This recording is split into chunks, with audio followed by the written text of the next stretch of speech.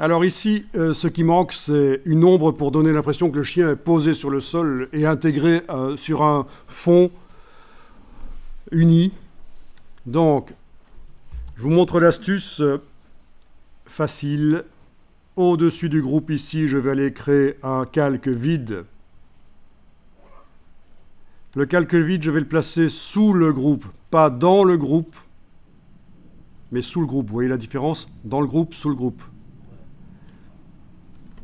Sur ce calque vide que je vais nommer ombre pour qu'on s'y retrouve,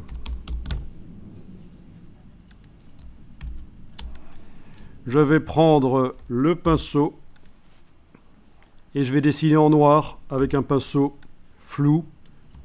Alors bien sûr, si je clique là, ça fait quelque chose mais qui est rond, une ombre qui n'est pas du tout réaliste. On est d'accord, c'est foireux. J'annule. En fait, avant d'aller cliquer pour dessiner l'ombre sur le calque, je dois aller dans les options du pinceau, là, écraser, de manière à obtenir une ellipse. Et puis là, je vais cliquer, et voilà. Alors l'ombre n'est pas bien placée, on a l'impression qu'il flotte au-dessus du sol, je ne sais pas si vous avez cette impression. Après, il va falloir bien la placer. Donc on vient de dessiner juste une tache. Donc je n'ai pas fait ceci. J'ai juste fait une tache. Avec la transformation manuelle et la touche Shift enfoncée, je vais pouvoir écraser plus ou moins cette ombre. D'accord? La touche Shift permet de changer les proportions quand on est en transformation manuelle.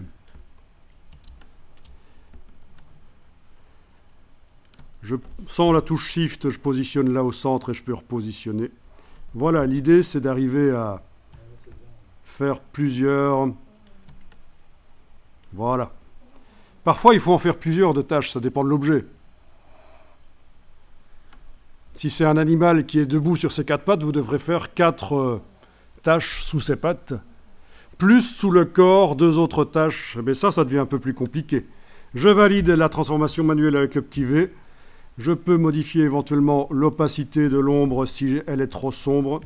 Donc ça se gère. Mais en tout cas, voilà, vous avez une ombre refaite. L'ombre qui était dans le décor original, elle n'était pas bonne, on ne pouvait pas s'en servir. Je vous la remontre. Si j'ouvre le groupe ici, qui contient le tampon et le chien. D'accord? Ça, c'est le tampon. On n'est pas obligé de nommer ces calques comme ça dans la vraie vie si vous travaillez seul. Et évidemment. Donc en enfonçant la touche majuscule et en cliquant sur le masque, vous revoyez l'image entière du chien et vous voyez l'ombre originale du chien qui ne ressemblait pas du tout à celle qu'on a refaite en fait. Voilà.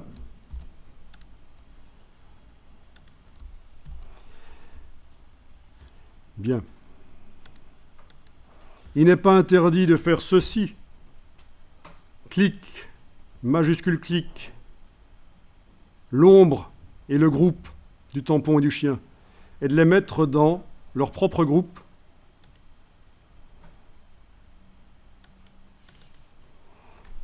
Donc c'est tampon et chien et ombre.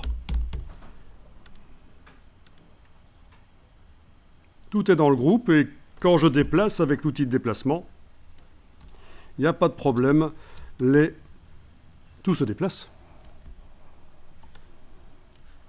Je vais enregistrer.